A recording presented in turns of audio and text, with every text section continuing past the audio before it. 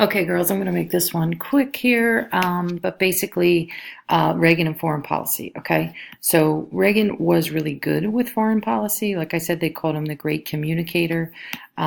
So let's just talk about how he helps end the Cold War. So a couple of things going on in Lebanon here in the Middle East. Some things broke out between the Israelis and the Arabs, and he's going to intervene. Okay, so Reagan, here's what you need to know. Reagan takes a firm hand when it comes to really anything but the Cold War, but he is not going to mess around. He has another famous line he always says, and the presidents after him take this phrase into consideration too. And the thing of it is we do not negotiate with terrorists, and that's what Reagan would say. Because a lot of times during this time period, there was a lot of kidnapping of hostages. If you remember during Jimmy Carter's presidency, the people of Iran had taken a lot of hostages. All the people who worked in the U.S. Embassy, they had taken, I forget the exact number, I feel like it was 44 people or so, hostages for over a year. And then they released him the day Reagan was inaugurated. So Reagan, when he becomes president, he does not mess around, and he says, I will not negotiate with terrorists. And he will intervene where he needs to if he thinks that there's a threat to the United States or a spread of communism or anything that people are doing that isn't something that the United States would condone. He does take a firm hand. So he does intervene in Lebanon. There's a lot of anti-American hostility in the Middle East. There is a terrorist group that took six hostages this time. This is a different time than the ones under Carter in Iran. Okay. Okay, and this is what I was saying. So Reagan says, we do not negotiate with terrorists. Okay, and you kind of see that trickle down to George W. Bush when 9/11 happens. He just makes ultimatums to the terrorists. We're not gonna deal with barter or negotiating with you. We wanted all the people turned over who are involved in 9/11. Okay. Meanwhile, okay, so here's the thing. This is called the Iran-Contra affair, girls, this whole thing. So you have these hostages in Iran, okay? And then there were problems going on also in Central America. So the idea of communism isn't just confined to the Soviet Union or to Europe. Actually, there were a lot of revolutions in other parts of the country in Central and South America. And in the country of Nicaragua, there were a group of people called the Sandinistas who were communist, and they were trying to spread it. And there were people who were opposing the Sandinistas, and they were called the Contras. So think of in Spanish, like, doesn't contra mean opposite or something like that? If you're contra, I forget exactly what it means, but contra means opposite. Like if you think of the root word even of contrast is, right? Okay. So the Contras were the people who were against the Sandinistas, who were the bad guys who were spreading communism. So we wanted to support the Contras, but Congress had a ban on getting involved there. So Reagan really had his hands tied. But the story is that he approved a situation, and it never was proven that he was involved. He said he wasn't, and he got away with it. In fact, the Democrats used to call Reagan the Teflon president because bad things would just bounce off of him and nothing ever stuck, and he never got in trouble. He never lost favor with the public over the situation.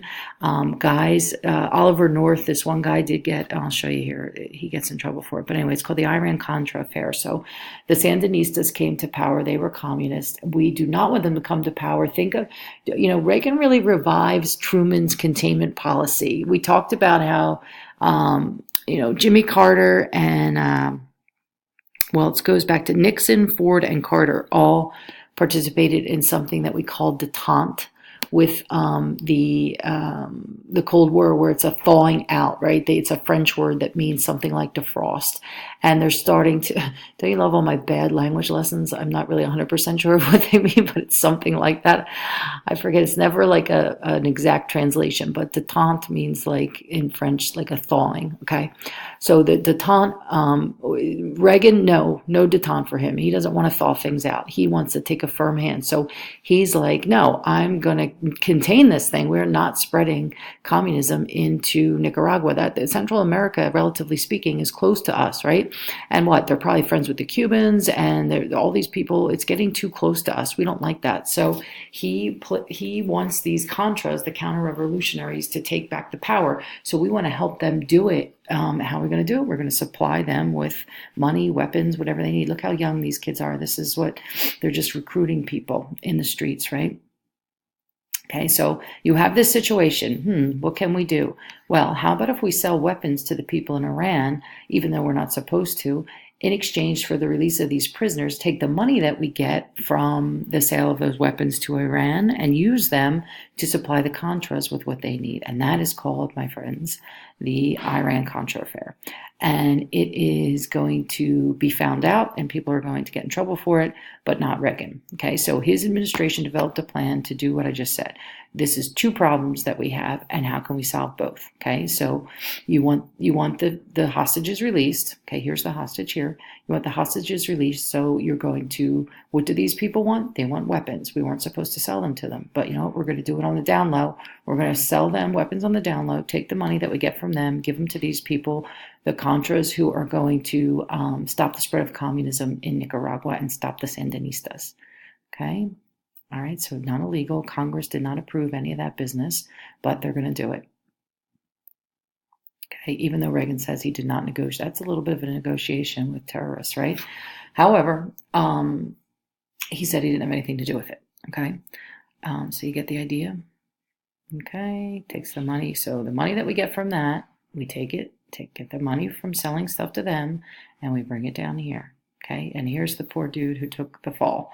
So Oliver North was the head of the Marines, and he was the one who ended up admitting to running the whole thing behind the president's back.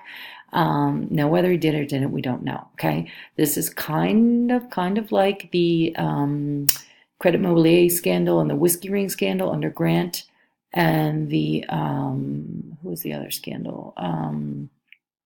Where we don't really know. Oh, Harding, the Teapot Dome scandal. Do we really know if these presidents knew about it? No. But what's different with Reagan is it doesn't ruin his reputation. Okay. Now with Grant, I personally don't think Grant and Harding knew about those two scandals either, but they both look bad because they were not paying close enough attention to what their people under them were doing. This did not happen to Reagan. He got out of this thing totally unscathed, and Oliver North and I think one other guy took the fall for it and lost their jobs and everything. But I remember this whole trial and everything was on television, and Oliver North remained very calm and cool the whole time. And Reagan came on television and told the country that he was unaware that it happened. He was understood that he accepted responsibility the fact that it was on his watch, and he felt bad about that, but he said he did not call for that order. So and a lot of people say about Reagan too that he wasn't like a detail man, he wasn't like super smart, and like what probably, you know, maybe they explained it to him and he wasn't really paying attention and he approved it. I don't know, but it wasn't, no one ever proved that he knew about it, but he probably did. I don't know. Okay. So another thing that Reagan does, girls, is he gives the Cold War a very moral tone. He calls the Soviet Union the focus of evil in the modern world, or he calls it the evil empire. So people feel like if you have a conscience, you have to do something against, you know, we have to be against the Cold War. We want to end the Cold War. The Cold War is bad. Soviets are bad. Okay. So all that stuff happens. Okay. One other thing, okay, so the SDI, I mentioned this in my first thing. The wash is in the dryer, yes, but it needs to come out and the other stuff can go in. The SDI is the strategic Yes, Strategic Defense Initiative, or they sometimes call it the Star Wars. Sometimes people think Star Wars is like the space race. That's not. They're two different things. Star Wars is military, but what it is, it's lasers in space that will deflect missiles. Okay, very, very costly, very pie in the sky things. People weren't even sure if it was going to work. But what this does is it scares the heck out of the Soviet Union, because this is when Mikhail Gorbachev, who now becomes the leader of the Soviet Union, is like, you know what? I don't know if I can keep up this charade anymore. Like, this arms race is killing me. Financially, we can't afford that kind of stuff. And I don't know that the United States even could. And it actually is extremely cost. And regardless, Reagan spends a tremendous amount of money on defense. So this SDI thing was really intense. I think there's a diagram of it. So it's like lasers in space that deflect. You have these relay mirrors and all this. It's something out of like a sci-fi movie, okay? But basically, when the Soviets saw this plan and saw what we had going on, they started to sort of back off, and you're going to see the Cold War start to end. Okay, so that what we, God bless you, it was a plan. Okay, guys, and if we would have really done all of this, it would have cost trillions and trillions of dollars. Did Reagan build up the military and participate in an arms race? Yes, but this stuff. Was really, really intense. Okay, so what Reagan got really lucky with was the leader of the Soviet Union. So how each president deals with the Cold War really has a lot to do with who's the leader of the Soviet Union at the time. So Truman had a heck of a time because who did he have? Stalin. We know Stalin was like a really intense dictator type person. By the time you get to Gorbachev, Gorbachev is looking around, going at his country, going, you know what? Everybody's miserable. Nobody has enough of anything. It's very stifled. This isn't working out. My people aren't happy. What can we do? So he's more progressive than the others, and he wants to try changing things and actually dismantling communism in the Soviet Union, and that's what he's going to do.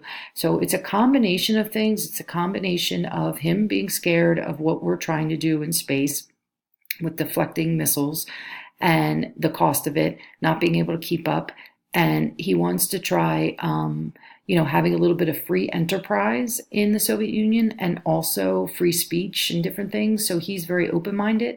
And also, he and Reagan got along really well. And Reagan, he does help break down barriers and start communicating with him.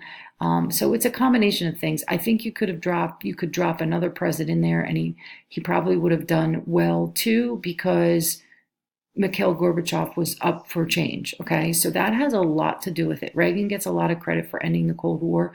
He certainly does do a lot, and he was great with foreign policy as far as communication and things like that with Gorbachev. But you had to have somebody on the other end who was up for this. So there's a word. Oh, this thing is covering this here. So perestroika is what this word is here, and which is the idea of allowing some property ownership and a little bit of free enterprise, and glasnost, which is the idea of having freedom of speech. Those two things were ideas that Mikhail Gorbachev had, and he was then willing to work to end the Cold War. Okay, and here's the two of them together. They did. Reagan was funny, and people liked talking to him. He always had a joke and kind of broke the ice with people very well.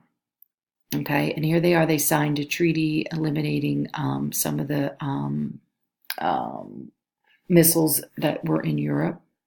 Okay, and communism was falling all around Eastern Europe. People were abandoning it. Okay, by 1989, East Germany announced that they were done with communism, and the Berlin Wall started to come down. That's what we consider to be the end of the Cold War, 1989, when the wall came down and the USSR was dismantled. Okay. And really, the total end of the war isn't going to happen. So by 1990, George Bush the Elder is president. So he's actually president when the Soviet Union breaks apart. So when the Cold War ends, Reagan isn't president, but he, for the last 8 years, had been working on it. Okay, so by 1991, it dissolved. And girls, if you take Euro next year, you're going to see there's a lot of problems in all these countries after. It's not like you've been communist for the last 40 years. It's not like you just turn around, you have an awesome relationship with the rest of Europe and everything's fine. There's going to be a lot of civil wars and a lot of problems, okay? Okay, so this is just one final little thing. Reagan dies later. What year does he die? I think like 2007. No, wait, what was it? 2002. I think he died in like 2003. He has Alzheimer's later and he dies. But anyway, what was I showing you? This is, okay. So the Cold War, the Berlin Wall, Reagan was bigger than all of it, right? And he really breaks apart all this stuff. So that's that.